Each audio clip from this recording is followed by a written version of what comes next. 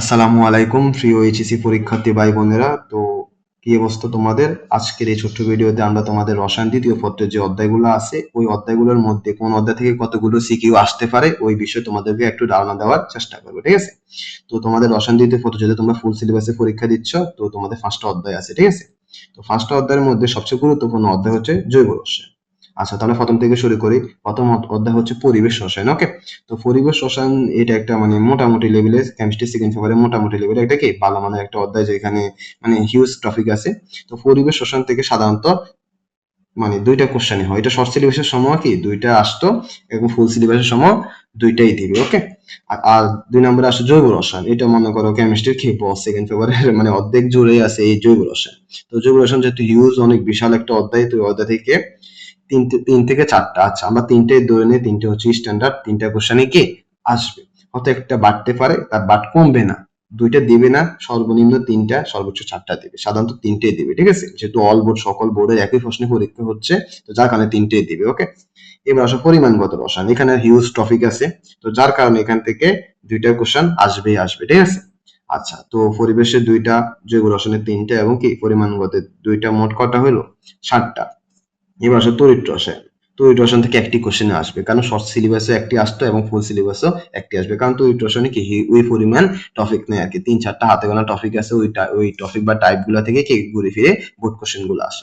তারপর আরেকটা অধ্যায় হচ্ছে অর্থনৈতিক রসায়ন। এই অর্থনৈতিক রসায়ন শর্ট সিলেবাসে ছিল না, তোমাদের ফুল সিলেবাসে এটা যোগ হয়েছে। অর্থনৈতিক রসায়ন থেকে সিকিউ আসার পসিবিলিটি একদমই কম। আরো মানে না আসবার আরেকটা কারণ হচ্ছে, যেহেতু সারা বাংলাদেশের সকল বোর্ডে একই প্রশ্নে পরীক্ষা হচ্ছে, যার কারণে অর্থনৈতিক রসায়ন থেকে কোশ্চেন দিবে না। যদি আলাদা আলাদা বোর্ড আলাদা আলাদা ভাবে এক্সাম প্রশ্নে এক্সাম নিত, তাহলে হয়তো দুই একটা বোর্ড এটা দিবার, অর্থনৈতিক রসায়ন থেকে সিকিউ দেওয়ার কি সম্ভাবনা ছিল। বা যেহেতু সকল অভিন্ন প্রশ্নে পরীক্ষা হচ্ছে, যার কারণে অর্থনৈতিক রসায়ন থেকে কোনো সিকিউ দিবে না। আচ্ছা, তবে অনুধাবনমূলক, জ্ঞানমূলক, তারপরে এমসিকিউ, ঠিক আছে, এই রিলেটেড কি কোশ্চেন গুলো আসবে। তুমি তোমরা এটা ভালো করে কি রিডিং করে নিও, বা এই অধ্যায় থেকে কি কিছু বেসিক ধারণা রাখবে। ওকে, আচ্ছা, তো তোমাদের মোট 8টি কোশ্চেন আসবে, 8টির মধ্যে কি তোমাদের 5টি উত্তর করতে হবে।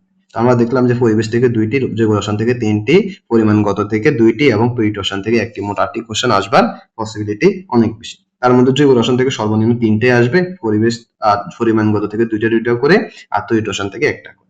তো তোমরা যদি এই 4টা অধ্যায় ভালো করে পড়ে যাও, তাহলে 5টা কোশ্চেন অ্যান্সার করা কি তোমাদের জন্য কোনো ব্যাপারই না।